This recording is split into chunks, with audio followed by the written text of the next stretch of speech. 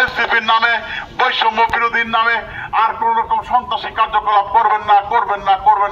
তাহলে আমরা এর দাঁত ভাঙার জবাব দিতে প্রস্তুত থাকবো ইনশাআল্লাহ। শহীদুল ইসলাম পারভেজকে যে সমস্ত এনসিপি চিহ্নিত সন্ত্রাসীরা হত্যা করেছে, অলরেডি জানেন বনানী থানা বৈষম্য বিরোধী ছাত্র আন্দোলনের 2 নেতা নিয়াজ এবং আরেকজন সভাপতি কি নাম, 2 জন সহ মোট সবাইকে সিসিটিভিতে শনাক্ত করা হয়েছে।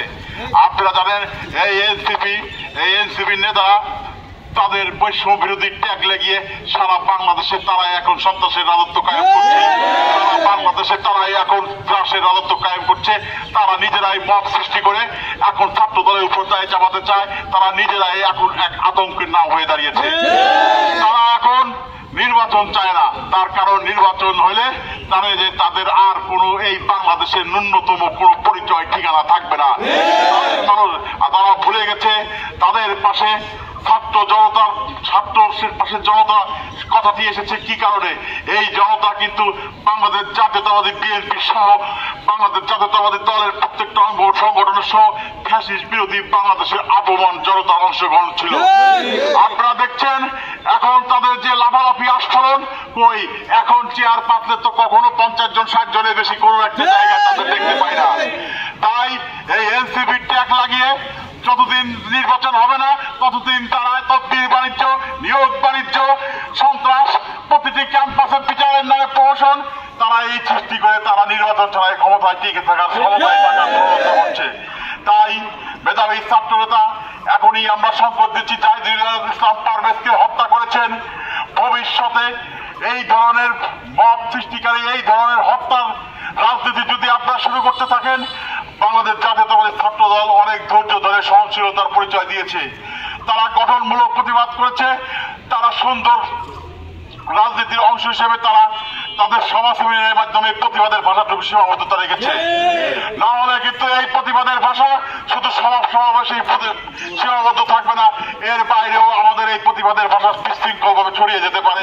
আওয়ামী ফ্যাসিস্ট হাসিনার বিরুদ্ধে ছাত্রদল, যুবদল, স্বেচ্ছাসেবক দল, বিএনপি সহ আমরা যেভাবে রাজপথে থেকে এই ফ্যাসিস্ট হাসিনাকে এই দেশ থেকে বিতাড়িত করার জন্য বিভিন্ন সময় দেখেছেন আমাদের ভাইয়েরা তাদের আত্মবলিদান দিয়েছেন। প্রিয় নেতৃবৃন্দ আর কিছু সুবিধাভোগী এই সংগঠন বর্তমানে এসে তারা তাদের গায়ে রাজনৈতিক লেওয়াজ লাগিয়ে এই দেশটাকে ধ্বংসের মুখে তুলে দিচ্ছে। প্রিয় বন্ধুরা আমার, আজকের পারভেজ আগামী দিনের বাংলাদেশ। এনসিপি আমরা জানি, আমরা আইনের প্রতি শ্রদ্ধাশীল বিধায় এই এনসিপির বৈষম্য বিরোধী ছাত্র যে খুন করেছে সেই খুনিকে আমরা 10 মিনিটে নিপাত করে পারতাম, কিন্তু বাংলাদেশে আমরা গণতন্ত্র ফিরিয়ে এনেছি। এই গণতন্ত্র প্রতি আবশ্যীন বিধায় আমরা আইনের প্রতি শ্রদ্ধাশীল। আমরা চাই এর সুষ্ঠু বিচার হোক, ওকে ফাঁসি হোক, বাংলাদেশের দৃষ্টান্তমূলক শাস্তি হোক। আমরা দেখেছি কিভাবে বিশ্বজিৎকে তারা প্রকাশ্য হত্যা করেছে, সেই একই ধারা আবার পারভেজকে আমরা দেখেছি, আমাদের ছাত্র নেতা পারভেজকে আবার তারা হত্যা করেছে। আমরা একটি কথাই বলি, ছাত্র দলের রক্ত বৃথা যেতে দেব না। আমরা 16 বছর রক্ত অপেক্ষা করে, খুন গুম কুৎসা অপেক্ষা করে, জেল জুলুম অপেক্ষা করে আমরা এই খুনি হাসিনা শেখ হাসিনাকে বিতাড়িত করেছি। আমরা আপনাদেরকে এই দেশ থেকে বিতাড়িত করবো। এই হত্যার যদি উপযুক্ত বিচার না হয়, আইনে যে উপদেষ্টা এবং কি প্রধান উপদেষ্টাকে বলতে চাই, এই হত্যার উপযুক্ত বিচার না হলে রাষ্ট্রপতির ছাত্র দল আরো লাগাতার আন্দোলন করবে ইনশাল্লাহ। সাধারণ একটা বিষয় নিয়ে ক্যাম্পাসের মধ্যে শুধু একটু হেসেছিল, হাসাই তার জন্য তার জীবনের কাল হয়ে দাঁড়ায়।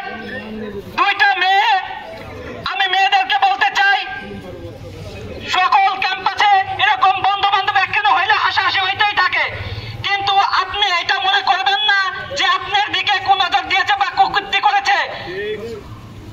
এই 2টা মেয়ের জন্য আজকে তার জীবন চলে গেছে। একটা বাপের একটাই সন্তান ছিল, এই শহীদুল ইসলাম পারভেজ। বাংলাদেশের ছাত্রদল প্রত্যেকটা ক্যাম্পাস থেকে এই খুনি হাসিনার দোষর এবং যারা বর্তমান বৈষম্য বিরোধী ছাত্র আন্দোলনের নাম করে আমাদের সাধারণ শিক্ষার্থী এবং ছাত্র দলের নেতাকর্মীদেরকে নির্মমভাবে হত্যা করতেছে, তাদেরকে বাংলাদেশ জাতীয় ছাত্র দল কঠোর হস্তে দমন করবে এবং প্রত্যেকটা কার্যক্রমে তারা উপস্থিত থাকে। যেমন তারা ডিসির আশেপাশে তাদের দেখা যায়, সরকারের আশেপাশে তাদের দেখা যায়, এই সকল কর্মকাণ্ড তারা করে বেড়াচ্ছে। যাচ্ছে। বৈষম্যবিরোধী ছাত্র আন্দোলনে যারা কমিটি দেওয়া হয়েছিল হাসনাত আব্দুল্লাহ, তাদের এই কমিটির কতিপয় কিছু সন্ত্রাসীর দ্বারা এই জাহিদুল ইসলাম পারভেজ ভাইকে হত্যা করা হয়েছে।